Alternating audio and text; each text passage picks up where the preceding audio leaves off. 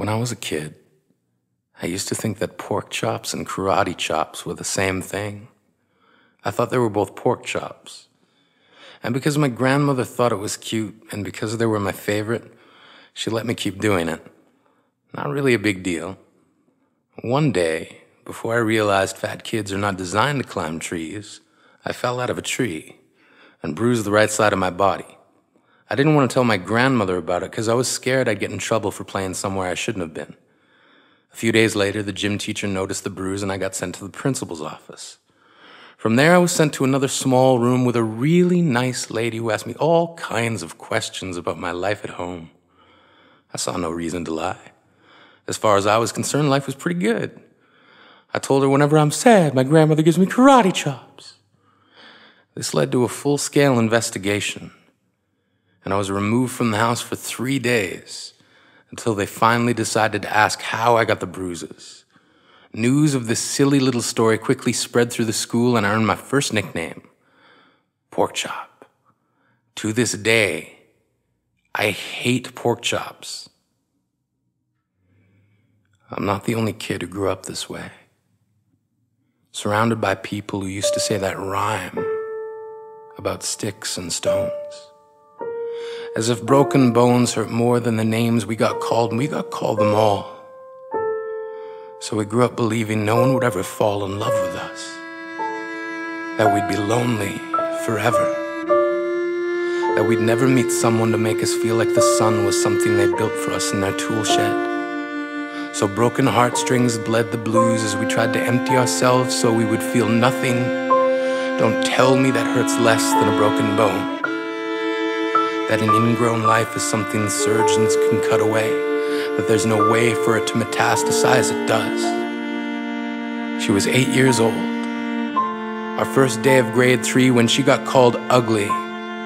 We both got moved to the back of class so we would stop getting bombarded by spitballs.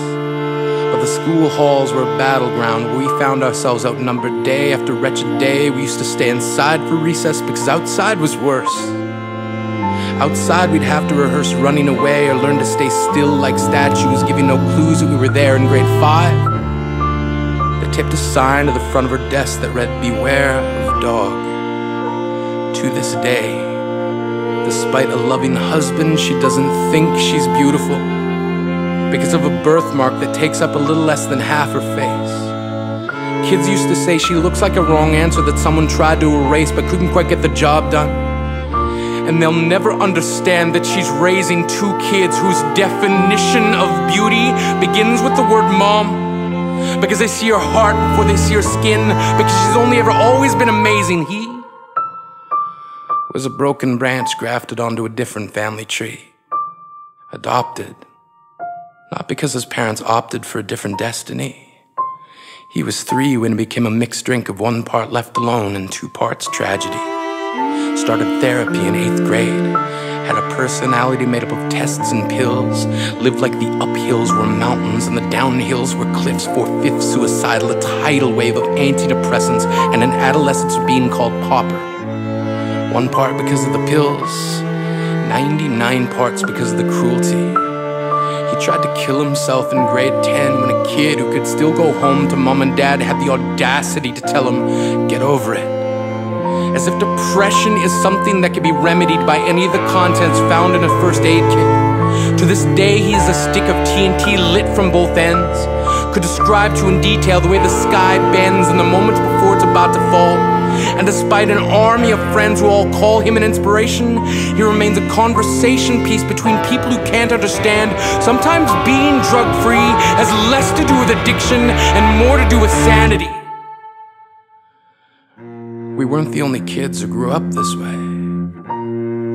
To this day, kids are still being called names. The classics were "Hey stupid," "Hey spaz." Seems like every school has an arsenal of names getting updated every year. And if a kid breaks in a school and no one around chooses to hear, do they make a sound? Or they're just background noise from a soundtrack stuck on repeat when people say things like kids can be cruel? Every school was a big top circus tent, and the pecking order went from acrobats to lion tamers, from clowns to carnies. All of these miles ahead of who we were freaks. lobster-clawed boys and bearded ladies, oddities juggling depression and loneliness, playing solitaire, spin the bottle, trying to kiss the wounded parts of ourselves and heal. But at night, while the others slept, we kept walking the tightrope. It was practice, and yes, some of us fell. But I want to tell them that all of this is just debris left over when we finally decide to smash all the things we thought we used to be. And if you can't see anything beautiful about yourself, get a better mirror. Look a little closer. Stare a little longer. Because there's something inside you that made you keep trying despite everyone who told you to quit. You built a cast around your broken heart and signed it yourself. You signed it. They were wrong. Because maybe you didn't belong to a group or a clique. Maybe they decided to pick you last for basketball or everything.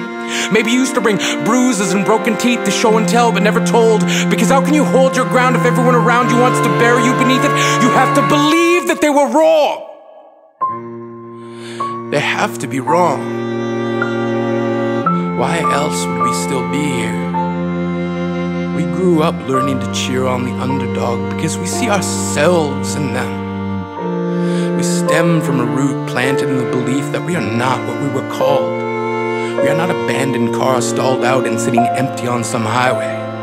And if in some way we are, don't worry. We only got out to walk and get gas. We are graduating members from the class of We Made It. Not the faded echoes of voices crying out names will never hurt me. Of course, they did. But our lives will only ever always continue to be a balancing act that has less to do with pain and more to do with beauty.